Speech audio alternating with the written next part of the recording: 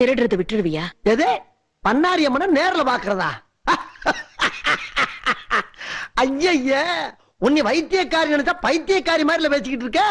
ஏத்தா ஓட்டு வாங்கிட்டு போன எம்எல்ஏவே நேர்ல பார்க்க முடியல, பண்ணாரி அம்மனை எங்கிட்ட நேர்ல பாக்குறது?